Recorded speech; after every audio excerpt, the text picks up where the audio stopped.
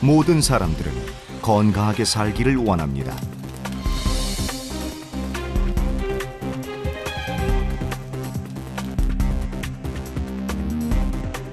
그런데 왜 어떤 사람은 조금만 먹어도 쉽게 살이 찌고 나이가 들어서는 성인병으로 고생을 할까요? 화를 자주 내고 불안을 다스리지 못하는 사람은 왜 스스로 감정을 조절하지 못할까요?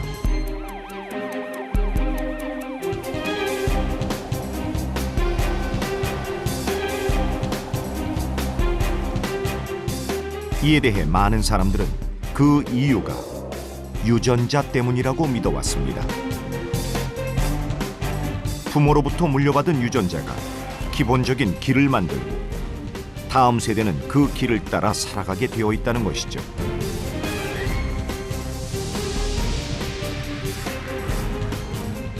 반면 태어난 후의 식습관이나 생활 환경이 유전자보다 건강에 더 크게 영향을 끼친다는 주장도 만만치 않습니다. 하지만 당신이 미처 생각하지 못한 강력한 요인이 또 있습니다.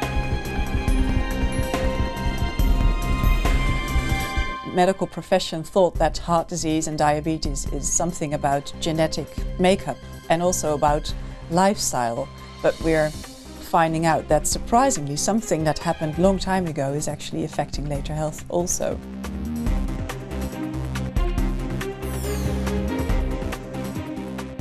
어떤 학자들은 수정에서 탄생까지의 9개월이 태어난 이후에 건강한 삶을 이끈다고 주장합니다. The fetus prepares for life after birth in the womb.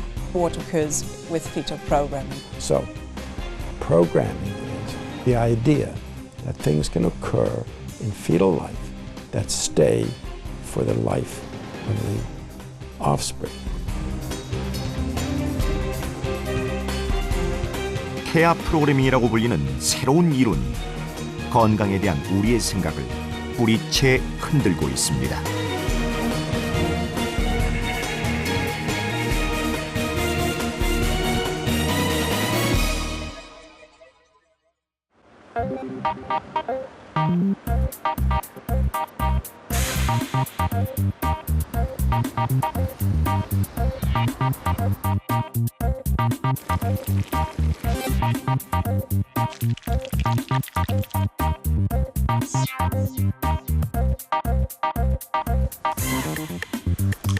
임신한 여성들은 뱃속 아기를 위해 평소보다 더 챙겨 먹기 마련이죠.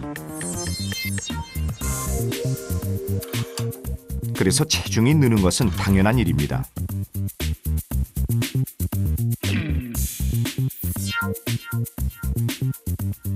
그런데 임신 중에는 유독 먹는 것 이상으로 살이 찌게 됩니다. 태아가 점점 자라날 뿐만 아니라 태아에게 필요한 양수와 혈액의 양도 동시에 늘어나기 때문이죠. 그래서 보통 몸무게의 여성이었다면 출산 전까지 약 13kg의 체중 증가는 적당하다고 전문가들은 말합니다. 저는 거의 한 15kg에서 20kg가 늘었는데요. 거울도 보기 싫어요. 둘째 아이 낳고서도 몸무게가 늘었고 출산 전후로 돌아가긴 좀 힘들지 않을까. 낳을 때 작으면 쉽게 낳는다고 임신 전부터 얘기 들었어요. 많으면 2끼요. 한 끼 먹을 때도 많았어요. 수박 다이어트 그리고 저녁 굶기 이런 거 했었어요. 안 먹으려고 했는데 병원에서 아기가 지금 안 큰다고 먹으라고 그래서 어쩔 수 없이 먹었어요. 적지 않은 임신 여성들이 유혹에 빠지는 다이어트, 과연 괜찮을까요?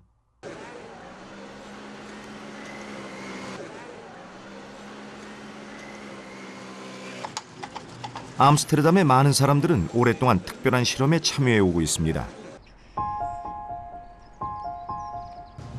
이 실험을 이끌고 있는 로즈붐 박사는 임신 중 다이어트가 뱃속 태아에게 어떤 영향을 주며 태어난 이후의 삶과도 관련이 있는지 연구하고 있습니다.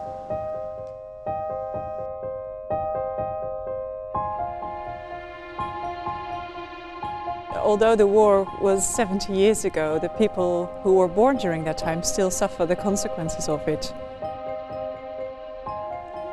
이야기는 70년 전으로 거슬러 올라갑니다.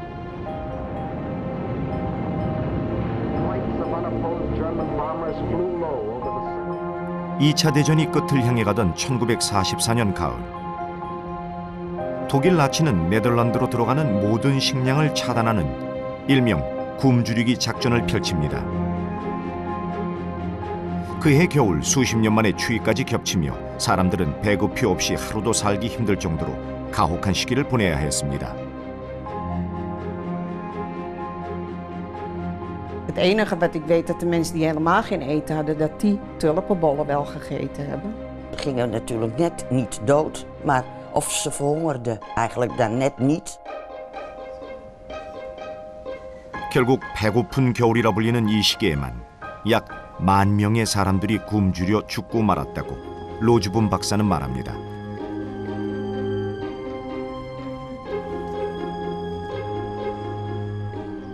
전쟁은 끝났고 아픈 기억은 점차 잊혀져 갔습니다. 그러나 당시 임신한 여성의 뱃속에 있었던 사람들이 중년의 나이가 되면서 다시 주목을 받기 시작합니다. Nou, ik was een hele tijd moe, 2 jaar ongeveer. En toen is komen vast te staan, dus in 1995, dus de diagnose gesteld diabetes. Nee, tuurlijk.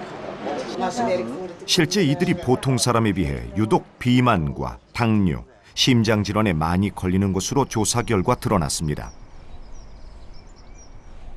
Medical profession thought that heart disease and diabetes is something about genetic makeup and also about lifestyle, but we're finding out that surprisingly something that happened a long time ago is actually affecting later health also.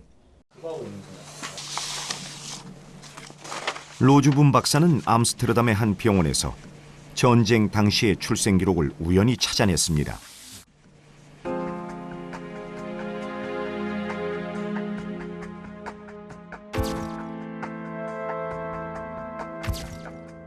그 안에서 현재 비만과 당뇨, 심장 질환에 많이 시달리는 사람들일수록 태어난 직후의 몸집이 심하게 작았다는 것을 알게 됐습니다. Ik woog te weinig en ik ging bijna kantje boord, zeg maar. Dus dat betekent dat ik dus echt de voedselbonnen van mijn oma nodig had om eigenlijk in leven te blijven. Anders was ik er waarschijnlijk niet meer geweest. Hier gingen ze eerste stapjes doen. 엘스와 이보나 씨는 한 부모로부터 태어나 오랫동안 함께 자랐습니다. Want hier werd hij opgehangen in de tuin. 다른 점이 있다면 언니인 엘스는 배고픈 겨울 시절에 엄마 뱃속에 있었다는 사실이죠. Kunt u ook even vertellen over die vergelijking met u en uw zusjes, alle zusjes? Alle zusjes? Ja, en zijn er veel oud, zeg maar, zieker geworden? Nee. Zijn niet. Nee. Ja, gewoon normaal de kinderziektes, zoals de bof en de andere ziektes, hè, de rode hond of. 출생 체중이 적었던 사람들이 커서 질병에 많이 시달리는 것은 우연이 아니었습니다. 이것은 전쟁둥이 800명을 대상으로 한 연구에서도 확인됐습니다. We found that babies who were conceived during the famine, so who were exposed to famine in early gestation, were more obese. They had higher cholesterol levels, higher blood pressures, they had more diabetes, and they also had doubled the rates of cardiovascular disease.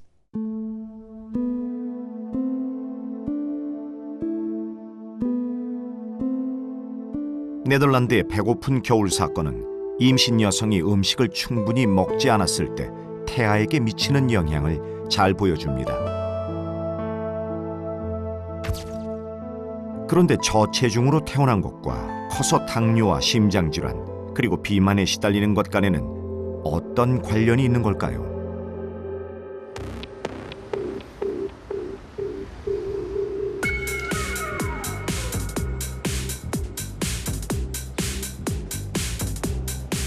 우리는 임신한 쥐를 대상으로 네덜란드의 과거 상황을 재현해 보기로 했습니다.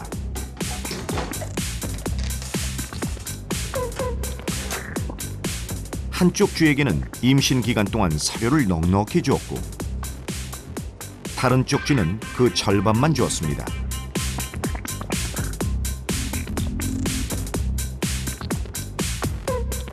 3주 후 사료를 충분히 먹었던 어미쥐가 10마리의 새끼를 낳았고 사료를 적게 먹은 어미쥐는 3마리를 낳았습니다. 몸무게를 재보도록 하겠습니다. 사료를 적게 공급한 어미로부터 태어난 새끼 쥐들의 평균 체중이 약 30% 적게 나갑니다.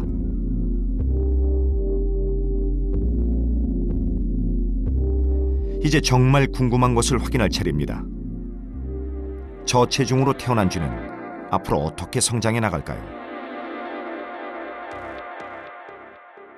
지금부터는 양쪽에 차별을 두지 않고 영양을 동일하게 공급하기로 했습니다.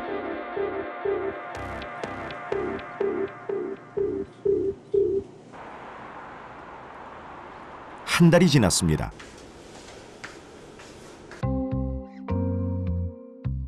눈으로 봐서는 저체중으로 태어난 쥐를 구별하기가 힘듭니다. 어떻게 똑같이 영양을 공급했는데 성장을 따라잡은 걸까요?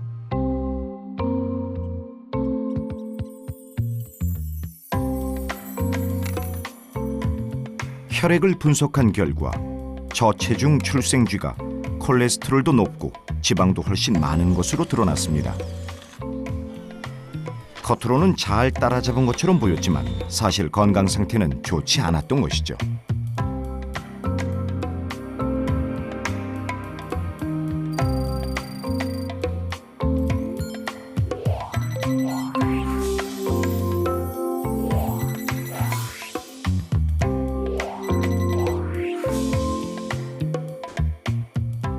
이것이 바로 저체중으로 태어난 쥐가 성장을 따라잡은 비밀이었습니다. 석 달이 지나자 이제 육안으로까지 비만을 확인할 수 있습니다.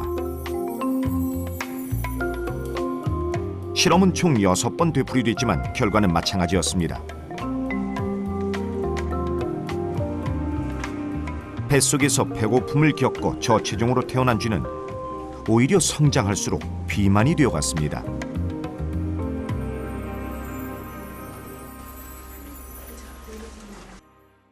더 놀라운 것은 이번 쥐 실험의 결과가 저체중으로 태어난 아이들을 추적 조사해온 이화여대 연구팀의 결과와 비슷한 패턴을 보인다는 사실입니다. 저희가 7세에서 9세 된 아이들을 106명 추적 조사한 결과 저체중아의 경우가 정상 체중으로 태어난 아이에 비해서 혈압도 수축기 혈압이 유의하게 정상 체중군에 비해서 높았고요. 콜레스테롤도 높았고 그다음에 인슐린 수치도 유의하게 증가를 하였습니다. 훨씬 그 비만의 빈도가 증가됐다는 거죠.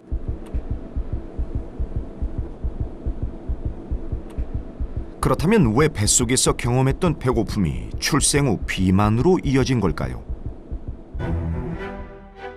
이는 유전학으로 설명되지 않는 현상입니다. 유전학에 따르면 인간은 부모로부터 각각 23개씩 총 46개의 염색체를 물려받습니다.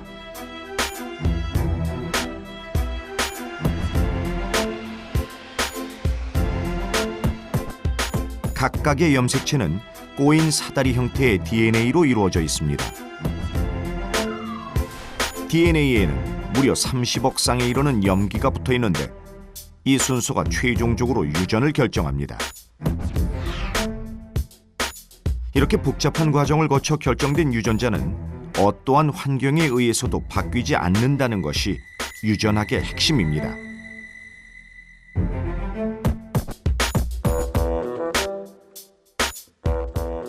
따라서 부모 누구도 비만이 없고 게다가 생활 습관에 딱히 문제가 없는데도 단지 엄마 뱃속에서 배고픔을 겪었다고 비만이 되는 것은 이해하기 힘든 일입니다.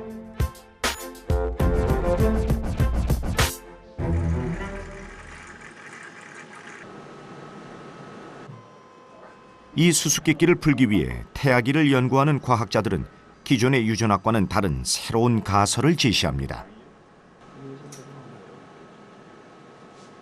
That's what what occurs with fetal programming. The fetus really prepares for the situation it's born into. The term fetal programming refers to the fact that the environment during pregnancy in the womb programs the fetus or maybe even the embryo in a way that will be better adapted to life after birth. 태아는 태반을 통해 들어오는 음식의 양에 민감하게 반응합니다.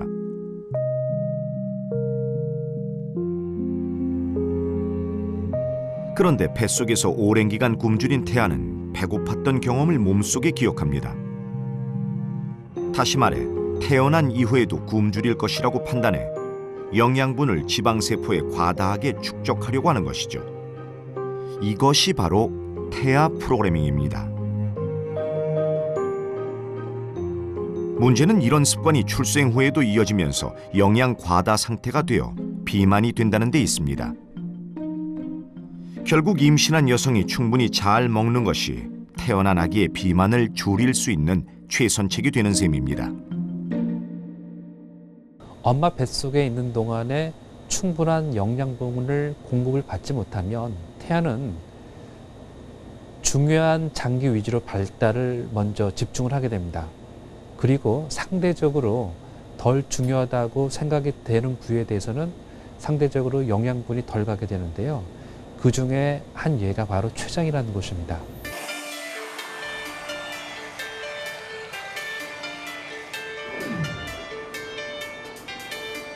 췌장에 영양분이 덜 가게 되면 어떤 문제가 생길까요? 인체는 섭취한 음식을 곧바로 에너지로 쓸 수 없기 때문에 일종의 화학적 음료인 포도당으로 바꿔 사용합니다.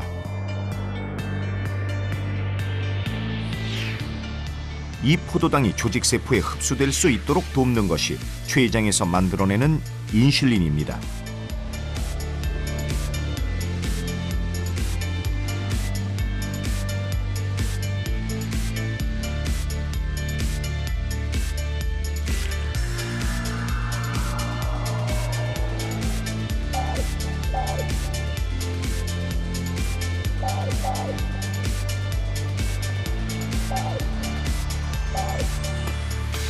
그런데 췌장에서 인슐린 분비에 이상이 생기면 포도당이 조직세포에 흡수될 수 없습니다. 이처럼 포도당이 혈액 내에 쌓이게 되어 소변으로까지 넘쳐 나오게 되는 것이 바로 당뇨입니다.